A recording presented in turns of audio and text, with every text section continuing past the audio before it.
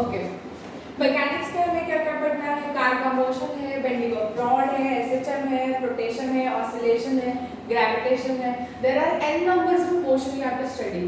बहुत सारे मोशन हमें करने हैं, बहुत सारे मोशन हमें पढ़ने हैं मैकेनिक्स के अंदर। ये जनरली फिजिक्स में आता है, ठीक है। और दुनिया भर की जितनी सारी फिजिक्स है थोड़ी बहुत ही अपने सिलेबस में ऐसे बोला जाता है। एशियन कंट्रीज में जो जितनी सारी कॉन्सेप्ट अब तक की फिजिक्स में हुए उनका थोड़ा बहुत इंट्रोडक्शन एशियन कंट्रीज के फिजिक्स के या सारे सब्जेक्ट के सिलेबस में। तो जब तक भी आप बाहर पढ़ाई करने जाओगे तो यू मे फाइंड कि इसका कुछ ना कुछ कॉन्सेप्ट हमने जरूर 12th या 11th में किया है, ठीक है। यहाँ देखो थर्मोडायनामिक्स। थर्मोडायनामिक्स में थर्म मीन्स क्या होता है? हीट। तो ये जो ब्रांच है is dealing with heat and related point. तो हीट में हीट क्या होती है? What is heat? What is temperature? Temperature क्या होता है? टेम्परेचर का कन्वर्जन कैसे करना है? डिग्री सेल्सियस कैसे करना है? डिग्री फ़ारेनहाइट, केल्विन, ये सारी चीजें यहाँ पे पढ़नी है। टेम्परेचर एग्जैक्टली होता क्या है, राइट? और हीट इंजिन्स क्या होते हैं? थर्मोडायनामिक्स के लॉज है, बहुत सारे लॉज है, तो लॉज ऑफ थर्मोडायनामिक्स ये भी हमें पढ़ना है। रेफ्रिजरेटर क्या होता है? रेफ्रिजरेटर कैसे वर्क होता है? कैरनॉट साइकिल क्या है? कैरनॉट साइकिल, ये और बहुत सारी चीजें थर्मोडायनामिक्स में हमें पढ़नी है। तो this is related to heat something, right. Electrodynamics, ये भी मेरी बहुत फेवरेट ब्रांच है, इलेक्ट्रोडायनामिक्स। इलेक्ट्रोडायनामिक्स में देखो बहुत सारे पॉइंट्स हम लिख सकते हैं फिलहाल। इलेक्ट्रोडायनामिक्स में चार्ज क्या होता है? What is electric charge? Magnets क्या होते हैं? इलेक्ट्रोमैग्नेटिक वेव क्या होती है? वो वेव कैसे क्रिएट होती है? एसी डीसी करंट क्या होता है? एसी और डीसी करंट क्या होता है? जनरेटर्स कैसे वर्क होते हैं? ये बहुत ही इंटरेस्टिंग ब्रांच है बच्चों। जनरेटर्स कैसे होते हैं? रेक्टिफायर्स कैसे होते हैं? कैपेसिटर्स, इंडक्टर्स क्या है? इंडक्टर्स क्या है? कैपेसिटर क्या है, राइट? तो ये इलेक्ट्रोमैग्नेटिक इंडक्शन क्या है? ईएमआई क्या है? लेंज लॉ, बहुत सारे कॉन्सेप्ट्स इलेक्ट्रोडायनामिक्स है। इलेक्ट्रोडायनामिक्स ये जो ब्रांच है इसमें बहुत ज्यादा कंट्रीब्यूशन है एक साइंटिस्ट का जिनका नाम है मैक्सवेल। तो इनके नाम पर 4 इक्वेशंस हमें पढ़ने हैं। फिलहाल तो 11th 12th में उनका जस्ट एक्सप्लेनेशन है, वो इक्वेशन हमें पढ़ने नहीं है बट फर्दर स्टडीज में है मैक्सवेल्स इलेक्ट्रोडायनामिक इक्वेशंस, ठीक है। तो इलेक्ट्रोमैग्नेटिक एक्सचेंज कैसे है, उनका रेडिएशन कैसे होता है, उनके एनर्जीज क्या है, ये पूरा पढ़ाई इलेक्ट्रोडायनामिक्स में करना है, ठीक है। And last but the least that is optics. तो ऑप्टिक्स में लाइट क्या है? लाइट पार्टिकल है, लाइट वेव है, लाइट एनर्जी है, क्या है लाइट, ये पढ़ना है। लाइट के अलग अलग थ्योरीज पढ़ने हैं जो न्यूटन से लेके आइंस्टाइन या डुअल थ्योरी तक, means dual theory was the last theory जो 5th थ्योरी है लाइट की, वहां तक हमें एक्सप्लेन करना है कि लाइट एग्जैक्टली है क्या, डी ब्रॉगली का प्रिंसिपल हमें देखना है। देन मिरर्स क्या है, रिफ्लेक्शन कैसे होता है, लेंसेस क्या है, लेंस कैसे वर्क करते हैं, आई मीन कॉन्केव लेंसेस क्या है, कॉन्वेक्स लेंसेस क्या है, कॉन्केव कॉन्वेक्स लेंसेस क्या है, उनका सारा पढ़ाई। रिफ्लेक्शन, रिफ्रैक्शन क्या है, और भी नहीं, पोलराइजेशन एक प्रॉपर्टी फेनोमेना है। रेनबो क्या होते हैं ये भी हमें करना है, रेनबो कैसे दिखता है, more over primary rainbow, secondary rainbow, ये भी हमें पढ़ना है लाइट में। और हाइजिन वेव थ्योरी है, वहाँ पे बहुत सारे मीन्स वेलोसिटी किस मीडियम में ज़्यादा, किस मीडियम में कम, ये भी यहाँ पे पढ़ना है। तो ऑप्टिक्स में बहुत सारे कॉन्सेप्ट्स हैं जो हमें पढ़ते हैं, ठीक है।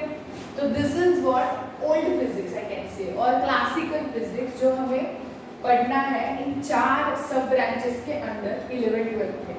इसके अलग अलग टॉपिक्स होंगे but this is in short idea of scope जो हमें 11th 12th में है, राइट। एंड माइक्रोस्कोपिक फिजिक्स, यहाँ पे कोई सब ब्रांच नहीं है, एक खुद ही बहुत बड़ी ब्रांच है, दैट इज क्वांटम फिजिक्स, जो नया फिजिक्स, मॉडर्न फिजिक्स है। यहाँ पे इलेक्ट्रॉन क्या है भाई, न्यूक्लियस क्या है, इलेक्ट्रॉन क्या है, प्रोटॉन क्या है, न्यूक्लियस क्या है, न्यूक्लियस के अंदर क्या क्या है, न्यूट्रॉन का न्यूट्रॉन कैसे है, इलेक्ट्रॉन पे चार्ज कौन सा है, इलेक्ट्रॉन का मोशन क्या है, वो पार्टिकल है, वेव है या डुअल नेचर शो कर रहा है, क्या है। देन यहाँ पे सेमीकंडक्टर्स पढ़ना है, this is important point in the modern physics. Semiconductor पढ़ना है, सेमीकंडक्टर में और कौन से टाइप्स है सेमीकंडक्टर में, या मॉडर्न फिजिक्स में हमें एटॉमिक स्ट्रक्चर या एटॉमिक फिजिक्स भी देखना है। एटॉमिक फिजिक्स या कोई न्यूक्लियर फिशन एनर्जी है, ये सॉरी न्यूक्लियर फिशन रिएक्शन है, न्यूक्लियर फ्यूजन रिएक्शन है, अलग अलग पॉइंट्स यहाँ पे पढ़ते ही जाना है। सेमीकंडक्टर में ही बहुत पढ़ाई है इलेक्ट्रॉनिक्स रिलेटेड जो मॉडर्न फिजिक्स के अंदर आती है अपने सिलेबस में, राइट। तो आई होप यू अंडरस्टूड कि क्या है स्कोप ऑफ फिजिक्स, राइट। तो बहुत वाइड रेंज है for 11-12 syllabus in 11-12 syllabus. So one by one we'll complete till the 12th exam is not coming. ठीक है। And ये समझ लो कि यहाँ पे दिख रहा है इतना wide, but all the points whichever I have written or not written involved in the physics are interesting. अगर अंडरस्टैंडिंग के साथ पढ़ोगे तो इससे अच्छा कुछ भी नहीं, ठीक है। तो अकॉर्डिंग टू मी आप समझ गए होंगे कि क्या है स्कोप फिजिक्स का, ठीक। ये कोई नोट करने की जरूरत नहीं है, this is for your understanding कि करना क्या है, फिजिक्स पढ़ना है मैंने करना क्या है, okay. And last point I am explaining, that is relation of physics with the technology and the society. ये पढ़ने की जरूरत क्यों है, कोई भी चीज कर रहे हो उसकी जरूरत क्या है, नीड क्या है, व्हाट इज द कोरिलेशन और relation of physics with the technology, और टेक्नोलॉजी का फिजिक्स के साथ क्या रिलेशन है, या दोनों का सोसाइटी के साथ क्या रिलेशन है। कुछ ना कुछ चीज करने के लिए कोई तो एम होना चाहिए ना। तो I am discussing that relation here with example physics plus technology relates to society, okay। कैसे रिलेशन है, अगर एग्जाम्पल है इन प्रीवियस डेज आप सब लोगों को पता होगा कि अपने ट्रेन स्टीम इंजन पे चलते थे, स्टीम्स पे चलते थे, ठीक है। तो steam engine was one of the invention in physics, right. ये स्टीम इंजन वो टाइम में बहुत अच्छा चला, वो टाइम पे एफिशिएंट लगता था, बट जब टाइम आगे बढ़ रहा था तो वहाँ पे बहुत सारी चीज़ें फास्ट होती जा रही थी, बट ये स्टीम इंजन की उतनी एफिशिएंसी नहीं थी कि जो उस टाइम के हिसाब से आगे बढ़े, राइट। तो उस स्टीम इंजन में बहुत लेस एफिशिएंसी दिखने लगी लोगों को, ये लेस एफिशिएंट है ऐसे लोग बोलने लगे। तो देयर इज अ नीड, अभी ये लेस एफिशिएंट हो रहा है तो उसको कोई ना कोई रिप्लेसमेंट होनी चाहिए, कोई नया कॉन्सेप्ट या कोई नया डिवाइस आपको निकालना होगा, so that you will get a good and faster things और मोर एफिशिएंट थिंग।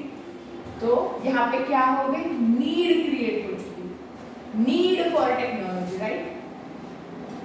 टेक्नोलॉजी की नीड है, तो उसी से क्या हुआ, थर्मोडायनामिक्स में इन्वेंशन कर दिया लोगों ने।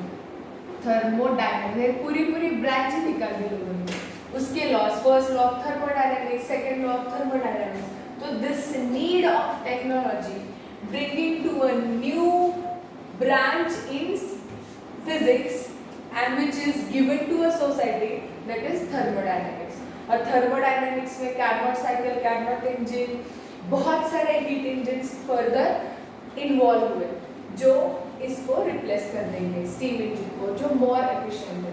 तो यहाँ पे नीड पैदा हुई, तभी फिजिक्स में एक नया ब्रांच या नया इन्वेंशन हुआ। तो नीड की वजह से फिजिक्स या कॉन्सेप्ट्स बने, राइट। इसकी उल्टी जर्नी भी है, कैसे, सेमीकंडक्टर्स, लाइक सेमीकंडक्टर का इन्वेंशन हुआ, मींस फिजिक्स में कुछ ना कुछ नया इन्वेंट हुआ। सेमीकंडक्टर से कुछ चिप्स बने, कुछ आईसी बने, आप लोगों को ये पता है कि ये छोटा सा आईसी है, उसका नाम है आईसी मींस इंटीग्रेटेड सर्किट्स। तो ये छोटा सा आईसी है, ये बहुत बड़े बड़े काम है, बहुत बड़े बड़े वर्क करता है। लाइक आईसी एक छोटा सा